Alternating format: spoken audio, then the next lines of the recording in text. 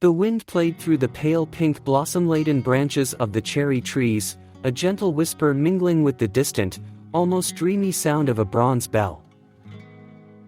Perched on a hill that seemed to touch the sky, a small temple exuded an aura of ancient peace. There, old Sensei Yoshida, a philosopher whose wisdom was legendary, waited. His eyes, two deep wells in which 1,000 and more stories were reflected, seemed to penetrate the soul. His hands, marked by time and work, gently caressed a wooden bowl. Inside, white crystals shone, like fragments of fallen stars. "Come closer, young man," said the sensei, and his voice, though a whisper, filled the space with an unexpected resonance. "I sense your thirst for knowledge. I sense your heart yearning to understand the secrets hidden behind the veil of things. What if I told you that the answer to one of the greatest mysteries of the universe is right here, in this simple bowl?" A young traveler named Kenji stepped forward, his gaze glued to the bowl. "Master," he murmured, "this is just salt." Before continuing, subscribe to the channel and turn on notifications to stay updated when we publish new content like this. And stay until the end of the video, because what you will discover will leave you speechless. A smile, as enigmatic as an ancient koan, curled the sensei's lips. "Only salt, you say? Ah, young Kenji, how appearances deceive us. This is no mere condiment. It is a bridge that unites worlds, a guardian that protects the thresholds, a spiritual weapon of a power beyond imagination. And if you have the patience to listen to the end, I will reveal to you its secret power, a power that civilizations of the past knew intimately, but that today's hasty world has forgotten." Kenji sat down, legs crossed, enraptured by the promise. The sun, now setting, was painting the rice paper walls of the temple with warm, golden and pink hues, creating an almost magical atmosphere. "To grasp the power of salt," Sensei began, "we must travel back in time, to when humanity was a child. Imagine our ancestors, who inhabited a world where the boundary between what they saw and what they felt was thin, almost transparent. They sensed the spirits, the invisible energies that danced around us. And in that world, salt appeared as a priceless gift, a gift from the gods." Sensei spoke of how salt, whether extracted from the bowels of the earth or the salty expanses of the sea, was revered as sacred in many distant cultures. In ancient Egypt, he said, his voice an echo from the past, priests used salt not only to embalm bodies, but to protect the soul of the deceased on its journey to the afterlife. Imagine the scene, the body wrapped in bandages, surrounded by incense and prayers, and the salt, white and pure, acting as a shield against all corruption, not only physical, but also spiritual. They believed it kept intact the essence of the person, their ka, their divine spark. And in the Jewish tradition, he continued, salt was essential in the sacrifices offered to God. Think of those ancient rituals, the smoke of incense, the prayers rising to heaven, and the salt, always present, a symbol of purity and a covenant that could not be broken. The Bible speaks of the covenant of salt, an everlasting covenant, because salt, which does not decay, represented that which lasts forever, the sacred. He paused, letting the words resonate. Even the Romans, so practical and powerful, recognized the power of salt. Before moving into a new home, or starting a business, they would sprinkle salt to ensure good luck and ward off bad energy. And even today, in many places, a pinch of salt is thrown over the left shoulder to ward off evil. It's not superstition, Kenji, it's the echo of ancient wisdom. Kenji was more and more absorbed. But master, he asked, why salt? Why does this substance, so common, have such power? Sensei took a pinch of salt, the crystals shining like diamonds in the golden light. The answer, young Kenji, is in its nature. Look, salt is a crystal. And crystals, as you may know, have an internal structure that is ordered, perfect, like a tiny miniature universe. This structure allows it to talk with energy in a special way. He explained that in the world of esotericism, that knowledge reserved for a few initiates, crystals have always been used to channel, accumulate and transform energy. But salt, he said, is unique. It does not simply accumulate energy, it absorbs and dissolves it. Imagine a sponge, Sensei said, that not only absorbs water, but makes it disappear, neutralizes it. That's what salt does with negative energies. It captures them in its crystalline structure and dissolves them, makes them vanish. And there's more, he added. Modern science, with its sophisticated instruments, tells us that salt, dissolved in water, is an excellent conductor of electricity. This means that it can interact with electromagnetic fields, those invisible forces that surround us. And our body, Kenji, is also an electromagnetic field, in constant exchange with the environment. Salt, in contact with us, acts as a balancer, like a conductor who harmonizes the energies. Sensei then explained how, in many traditions, salt was seen as a barrier against negative entities, those dark presences that sometimes feed on our energy. It is said that evil spirits cannot cross a line of salt, he whispered, as if sharing a secret. That is why, in many homes, even today, salt is placed on thresholds, in corners, to keep negative influences away. It is not just an old popular belief, Kenji. It has a foundation. As he spoke, you sensed that these were not beliefs but ancient customs that are based on practical knowledge and not just theoretical. But how can something so simple, Master, Kenji asked, have such a powerful effect on entities that are said to be so powerful? Sensei smiled, a smile that seemed to contain the answer to 1,000 riddles. True power, Kenji, is not always that which makes the most noise. Salt works on a subtle level, on the level of vibration. Negative entities are attracted to heavy environments, charged with negative emotions, anger, fear. Salt, on the other hand, lightens the environment, makes it, so to speak, uninhabitable for these entities. It increases the vibration, and negative energies cannot survive in such a clean environment. Kenji was fascinated.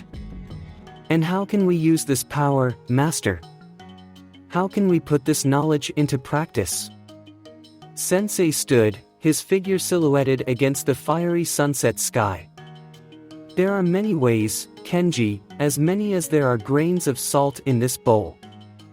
Our ancestors developed rituals and practices, passed down from generation to generation. He began to describe some of these methods, with such vividness that Kenji felt almost transported to another time and place.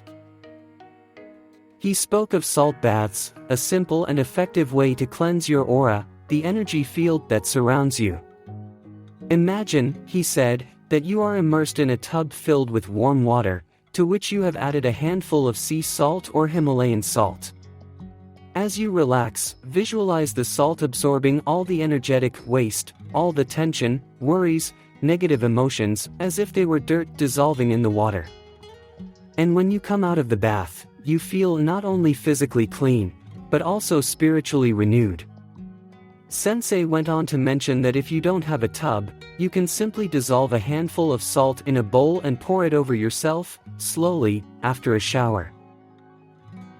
Then, she spoke about clearing spaces. Your home, she said, is your sanctuary, your temple. It's important to keep it free of heavy energies. You can sprinkle a little salt in the corners of the rooms, especially where you feel the energy is dense.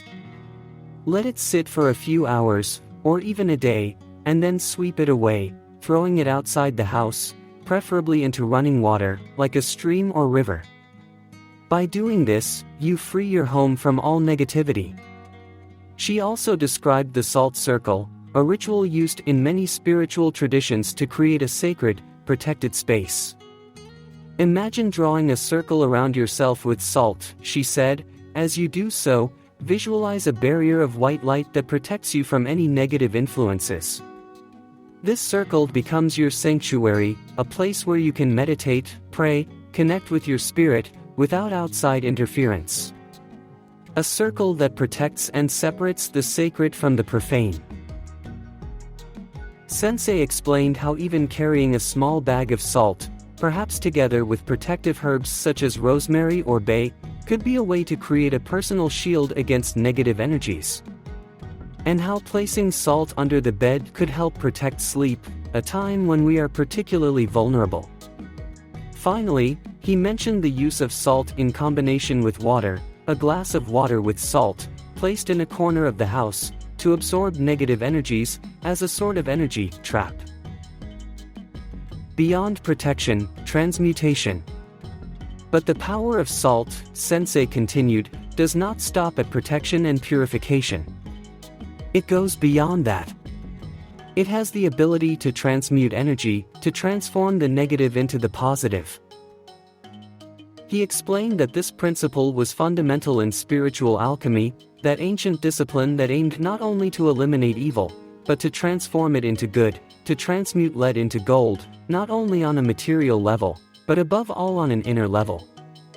A lesser-known method, he revealed, is to use salt as a catalyst to make your desires come true. You can write your dreams, your goals, on a piece of paper, and then bury it in a container filled with salt, during the full moon. It is said that salt purifies every energetic block, every fear, every doubt that prevents you from achieving what you desire, opening the way for its manifestation. Sensei sat back down, his gaze piercing through Kenji. Salt, young Kenji, is an element that embodies duality. It is a bridge between the material and spiritual worlds, between light and shadow. Its power is so great that it is not only used by those who seek the light, but is also feared by those who move in darkness. He told of ancient legends that narrated how certain entities fled from places where there was salt, because its vibration weakened them, disturbed them. He spoke of exorcism rituals, in which salt was used to break negative bonds, to drive away unwanted presences. It is no coincidence, he said, that in many cultures, after an argument, or after a negative event, it is recommended to sprinkle salt around the house. It serves to cut any residual negative energy, to restore harmony. Sensei picked up the bowl of salt again, its surface reflecting the dim light of the temple. But beyond all the rituals, beyond all the practices, he said, there is an even greater secret. And it is this: salt is a tool, a powerful one, but still a tool. The real key, Kenji, is intention. It is the energy you put into the salt that makes it truly effective. When you use salt, he continued, don't do it mechanically, as if you were following a recipe. Do it consciously, with a clear purpose. Visualize what you want to achieve: purification, protection, transformation. Feel the energy of the salt joining with yours, amplifying it. That's what makes the difference. When you use salt with intention, he concluded, you become an alchemist of your life. You become capable of transforming difficulties into opportunities, fears into courage, doubts into certainties. The sun had set, and the temple was immersed in a soft darkness, punctuated only by the flickering light of a single candle. The scent of incense mingled with the salty smell of salt, creating an atmosphere of mystery and power.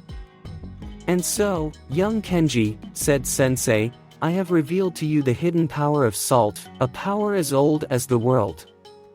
I have shown you how this crystal, so humble yet so powerful, can become a precious ally on your path.